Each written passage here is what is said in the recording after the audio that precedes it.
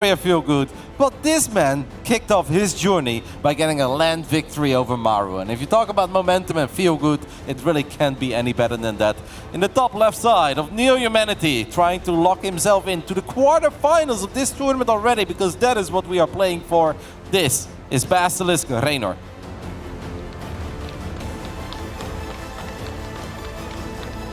And spawning over in the bottom right-hand side, that's our blue Protoss playing for Maturino Esports. It is the hero of America. It is Max Angel Astrea.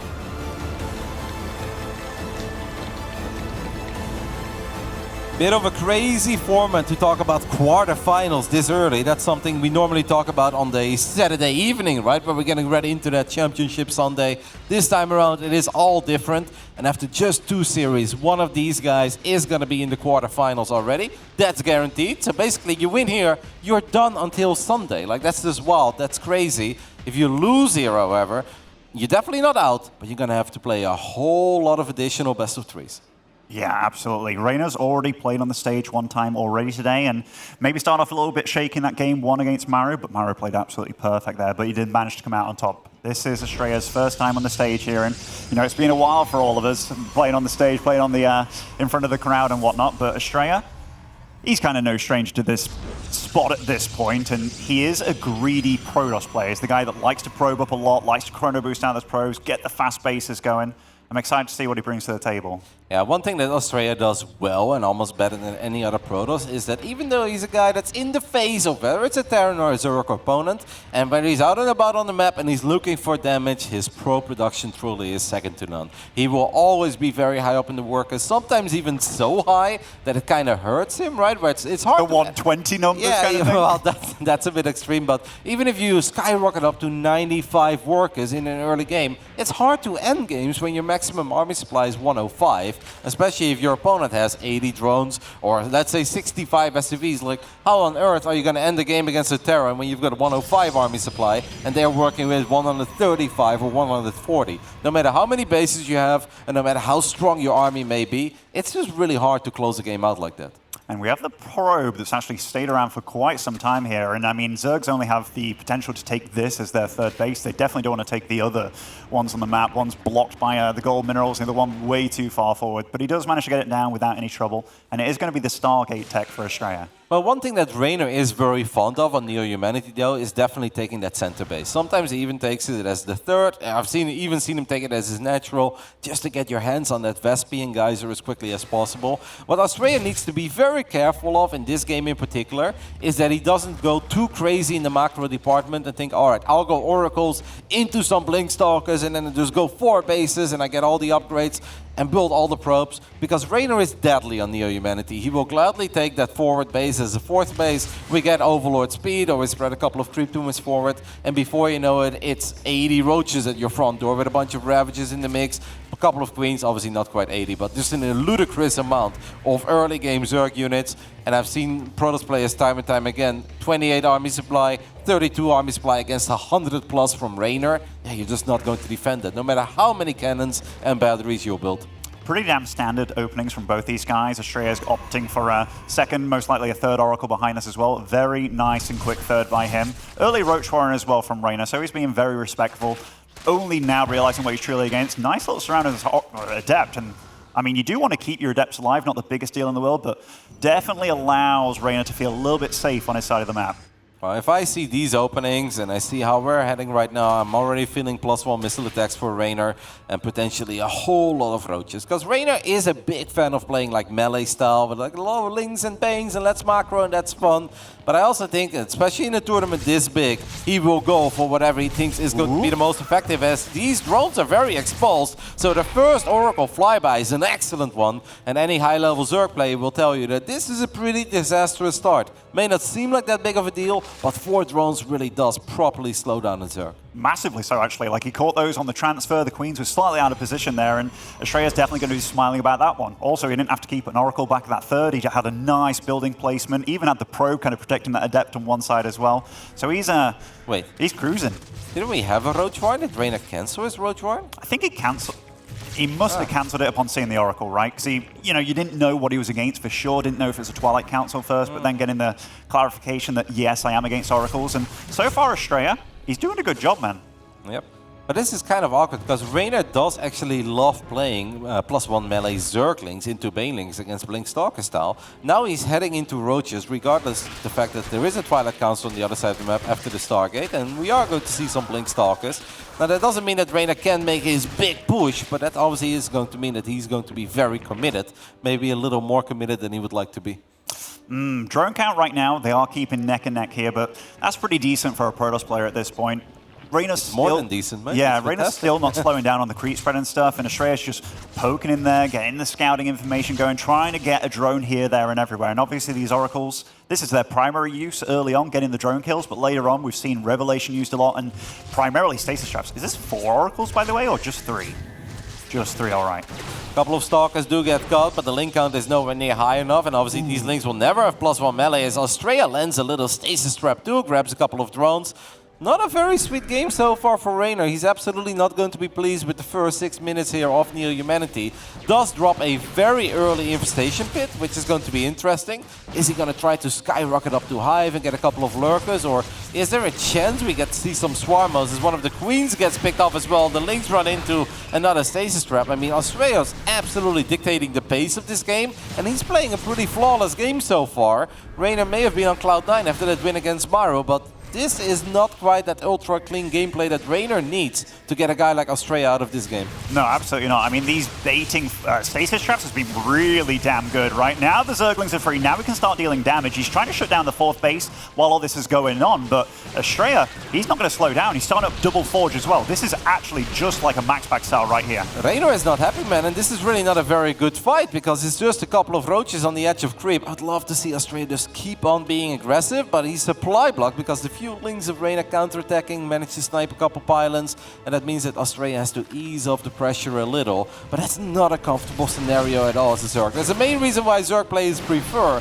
playing links with +1 melee and just a lot of Queens against this style than Roaches, because Roaches are obviously a whole lot more expensive than Zerglings are, and those trades, when the numbers are somewhat even on the edge of creep, those are very uncomfortable fights for Zerg. Like, I actually think Reynor is in a bit of trouble as long as if Astrea keeps on attacking and keeps on being in his face and dancing on the edge of creep, Reynor definitely is in a bit of trouble here in game 1. Yeah, and I don't think he wants to fight inside this flow field either. I mean, the Stalkers, they can blink on out of there, but the Zerglings, those wraparounds are going to be way slower. But Reynor has bought himself a little moment of breathing room here. He is taking a 5th base, he's going up to that +2 missile, and that Hive has a ridiculously fast Hive with a very fast Lurker Den as well.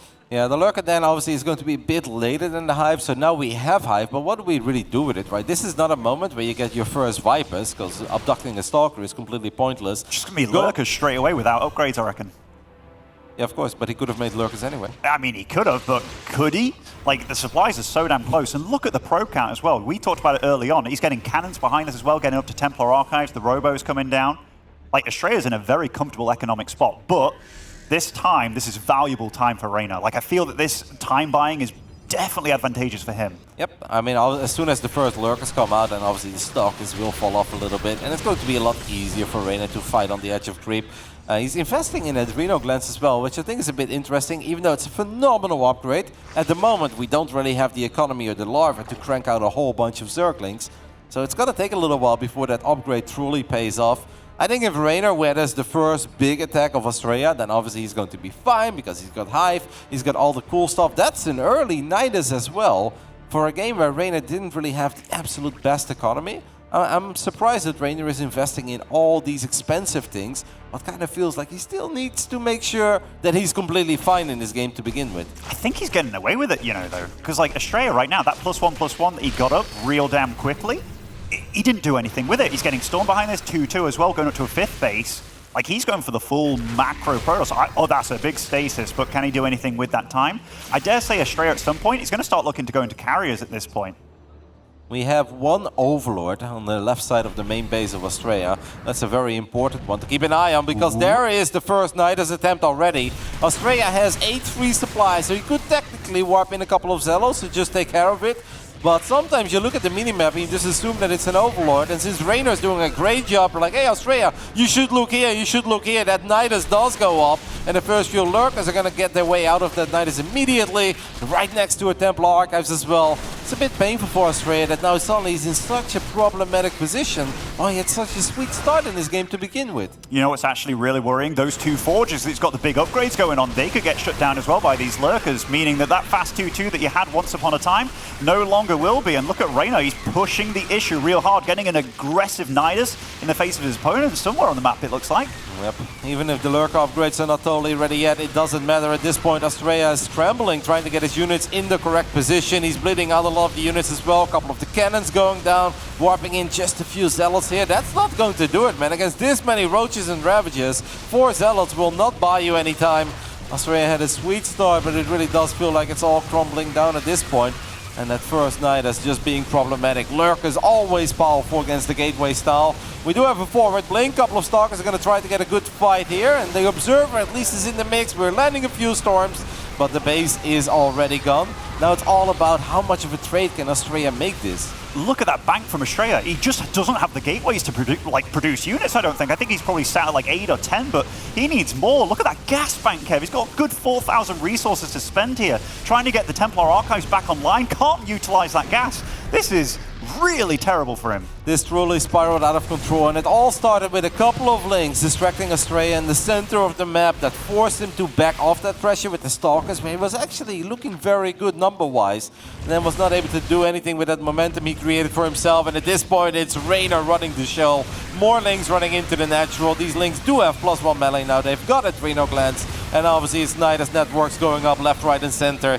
The swarm is here, and this swarm ain't going home. And look at Reynor's macro behind this. He's just popping up chaos absolutely everywhere. And Astrea, he just can't spend his bank. He just cannot. He's getting flanked here, there, everywhere. He's getting a kill from the inside as well from these Niduses. And look at that supply. It is dwindling beyond hope here. And Reynor, chaos unleashed. GG, map 1 in Reynor's favor. And that's going to feel real good for Reynor, because he's a very critical individual, and he will know that that start is not the kind of start that he needs against the best Protoss players in this tournament. Losing 4 drones while not getting a single kill, and eventually got an adept.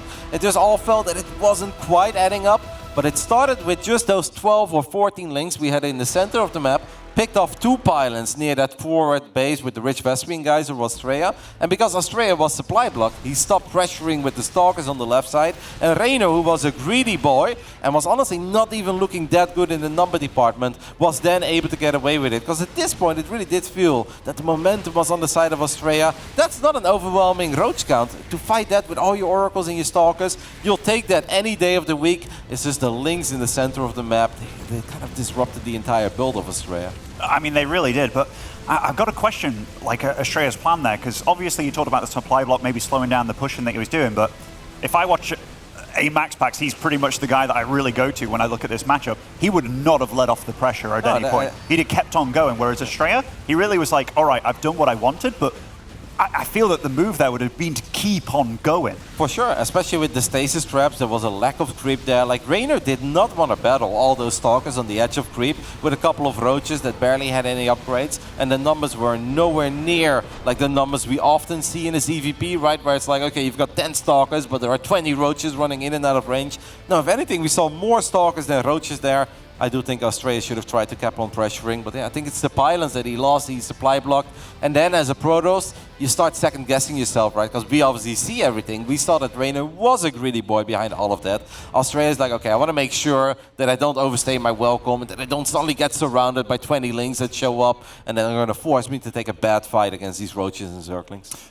And I mean, it is always tricky. Your first game on the main stage against an opponent like Reynor, I think the choice of going Nidus in that game was a beautiful one. Like, obviously, it was a game-winning play, getting it in that natural, shutting everything down. And that was the start of the switch, right, where he was the aggressor. But doing that kind of stuff on LAN is kind of hard. You get flustered, even in the comfort of your own home. So going up against that in front of the stage and everything, yeah, it's tricky. And the final cool move that I do think every Zerg will appreciate from Reynor is that it's not just like, oh, there's nothing happening. We're going to try to drop a Nidus network in the main base of the Protoss and hope I'm lucky. No, Reynor is poking in the center base. He's showing a couple of links on the minimap in the third base as well, surrounding a High Templar, surrounding a Zealot. And if you're a Protoss, then you're like, okay, I've got to make sure that, you know, nothing connects with my probes. And then you're not really paying attention to your minimap and a little random dot that shows up, because you're focused on the center. You have the feeling that all the Zerg units are about to show up in either the third base or the fourth base, and that makes it so much more likely that a Nidus does go up successfully. successfully. So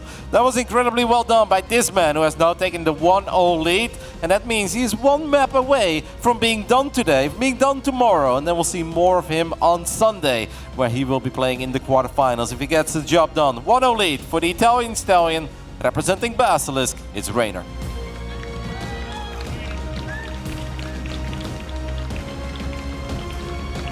And spawning over in the bottom right, as our blue Protoss, representing Maturino Gaming, it is Astrea.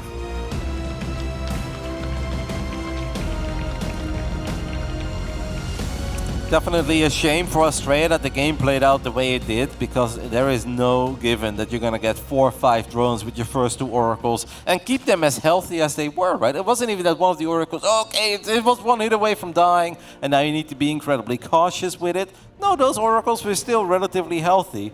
That was a sweet start, and yeah, you can't really rely on getting those starts over and over again against the best Zergs in the world. The start was good, the follow-up was good initially as well, like up to 120 supply. Yep. I am going to be super critical of the fact that he kind of took his foot off the gas, because I feel that there's not, well, at least when you go up against the top Zergs, like the Reynors of the world, the Serals and stuff, you can't give them that time, that space that they so eagerly want and need. And I mean, maybe he was a bit thrown off by the fact that there was a lot of Roaches in the mix. It wasn't like a big Ling army and the +1 was on the Roaches, but I mean, at this level, you've got to be able to make the right choice at the right time. Yeah. There is a chance that maybe he expected Reynor to double down on lair units, right? Because once more, it's so hard for a Protoss to see everything. And he probably thought, okay, Reynor is about to crank out 20 additional Roaches, and he's going to run through the center of the map with all these Roaches, bring the Queens as well. And I want to make damn sure I don't lose a single Stalker, because I need access to every single unit that I can fire at this point. If he would have only known that Reynor was such a greedy boy behind all of it, dropping that infestation pit, going into the hive while barely having a supply lead, there's no way Astrea would have backed off. But that's StarCraft, right? It's a game of incomplete information. Astrea will look back at that and be like, huh, you're a greedy boy. Well, I'll keep that in mind, and perhaps next time I can do something about it. Yeah, and it is, like, I think about that, like, the lack of information that comes from the Oracles. They're no longer scouting and trying to deal the damage to the drone lines. They're there with the army trying to get the stasis in. But maybe, in a, like, perfect world, you're still using one Oracle to get the information, make sure you see exactly what's going on. But obviously, doing all this at this level is so damn difficult. Yeah, but I definitely think that those Oracles had a bit more potential in that phase of the game as well, because the Oracles, they normally protect the Stalkers against the Ling Floods, right? When it's 40, 50, 60 Zerglings in the early game with +1 melee, looking for a surround on the Stalkers, and if the Zerg wants to commit then, that's when the Oracles activate Pulsar Beam. But obviously Roaches are nowhere near as quick,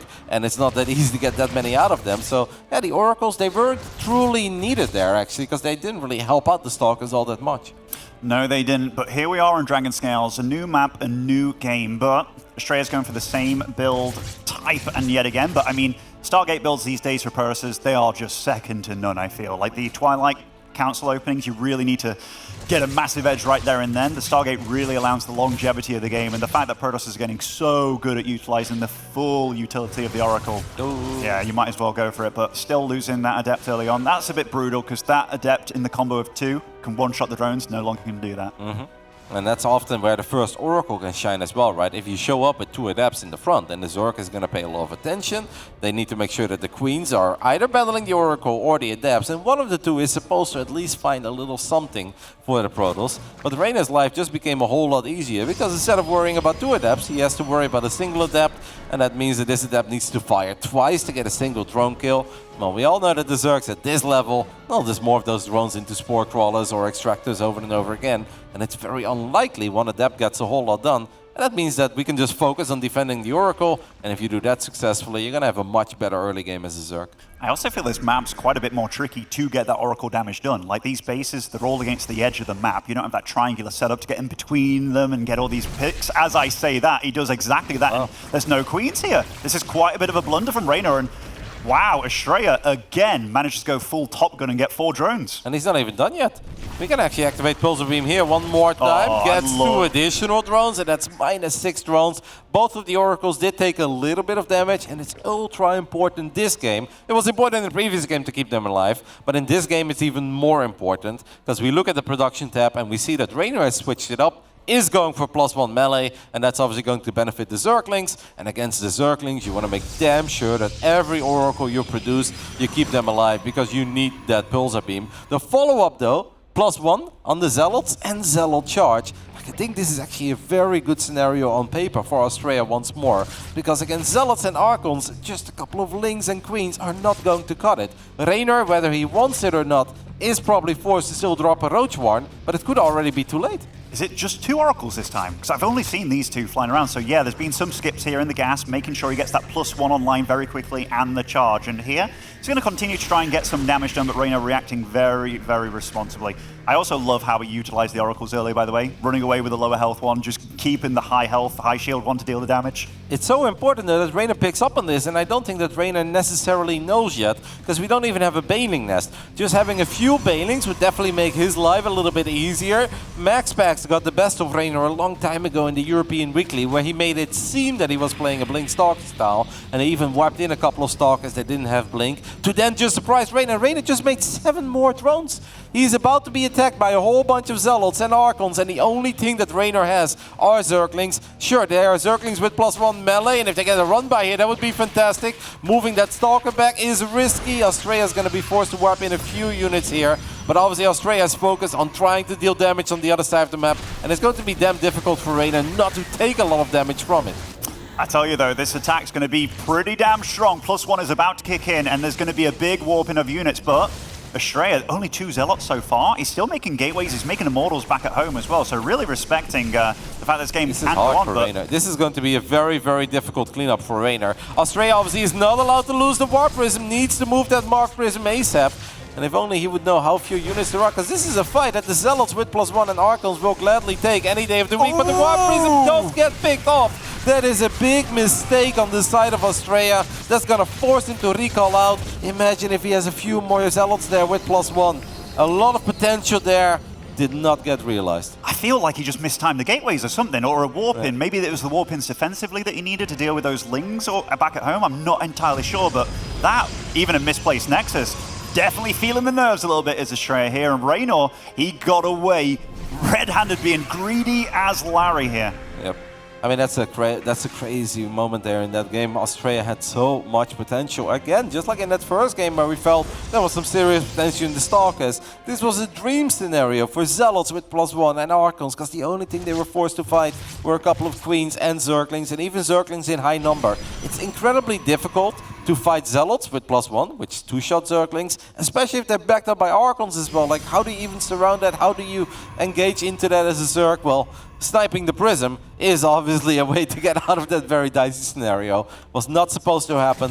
Definitely a little bit sloppy on the side of Astrea. No, absolutely. Even losing an Oracle here, just bleeding out left and right. Even though it's only little moments, it's getting to a rough spot, because Reynor's drone count, he's at 89. He's hitting Hive as we speak, +2 on the melee as well. That means the Banelings will come online really damn strong. Reynor's been really good about getting the adrenal glands immediately as well upon hitting his Hive tech timing. So yeah, and he does it and yet again. So his army goes from pretty damn good to very good. And he survived the scary stage of the game, Kev. Yep, because now obviously there's some Hydras in the mix, and the mix of Hydra Ling is obviously going to do already a whole lot better against Zealots and Archons than just Zerglings and Queens would. Now Astrea obviously still has some cool stuff coming online on his side of the map as well. We got a couple of Storms to work with, but I'm not truly a believer in Storm against Lurkers. If the Lurkers are in very low numbers and you can maybe just storm the Lings into oblivion, sometimes you can allow the Archons and Immortals to get in range, but it's very difficult, and I think it only works up to a certain point, right? As a couple of the Queens do get caught here, but Queens are very good in keeping each other alive until the reinforcements show up. This is still important though for Astrea to push the creep back at least a little bit, especially with these 5 Lurkers that are currently being morphed on the side of Reynor. Astrea's at least doing a good job of being out on the map, isn't he? Just kind of limiting the creep a little bit, kind of showcasing that, hey, I'm posturing. And behind all this as well, he's doing it for a good reason. He wants to start getting the Stargate tech going here. We've got +1 on the way, second Stargate, most likely be a fleet beacon soon, or it is a fleet beacon and a third Stargate, but will Reynor give him the time that he needs? I mean, that's a lot of Lurkers, Kev. That could really demolish this army that Astrea currently has. Oh my goodness, and it's a proper run-by as well of a lot of Zerglings with +2 melee. We can't forget that the Baneling nest is online as well, so Reynor could even morph a couple of these Lings into Banelings. Astrea will also find some damage on the other side of the map, but most of the time this goes a whole lot better for the Zerg than it goes for the Protoss. Even though we have a few Archons, but +2 Banelings about to obliterate this mineral line. And all these Lurkers getting on top of the Nexus as well. Such a painful moment trying to transition into Stargate units, right? It's so expensive. The second Stargate, the +1 air weapons, the fleet beacon, and none of it will come into play to deal with this Zerg army. And in the game of greed, Reynor is coming out massively ahead. Adrenal glands online. Look at that probe count dwindling on the left side of the map. 51 probes going down, and the numbers just escalating here. Astrea's supply below 100, and Reynor still on 80+ drones, and his army gets back unscathed. Reynor is absolutely flying on the opening day of the ESL StarCraft 2 Summer Masters. Came into this tournament knowing that Maru was going to be his very first opponent. Was able to win that best of 3 2-1.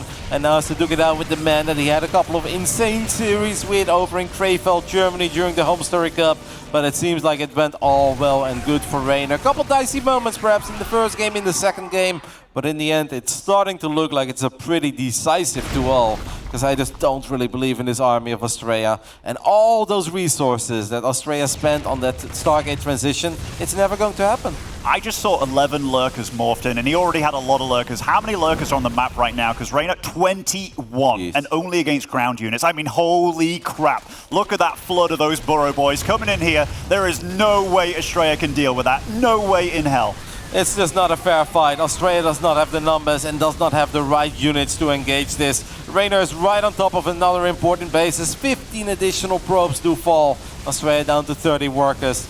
This was a ladder game, he would have already waved the white flag. He's gonna try one time and believe that some magical storms could potentially do it, but that might work against 4 or 5 lurkers. It is just never going to cut it against the 19 lurkers we still have on the battlefield. Astrea, he's down to 2 basic bases. He's tried to take a little ninja base in the bottom left there, but how long can he get away with it? And Reynor, he's sharking over to that side of the map. I mean, it's so obscure that he might not even go for it, but I don't think he even needs to at this point. He's gonna go for the kill, isn't he? He absolutely is. We have a couple of these storms landing that will obviously soften up the links, but this is not about the Zerglings anymore. It's about all the lurkers that Reynor has as GG gets called. And Reynor is the first player to secure his ticket into the quarterfinals of the ESL Summer SC2 Masters. We'll see more of him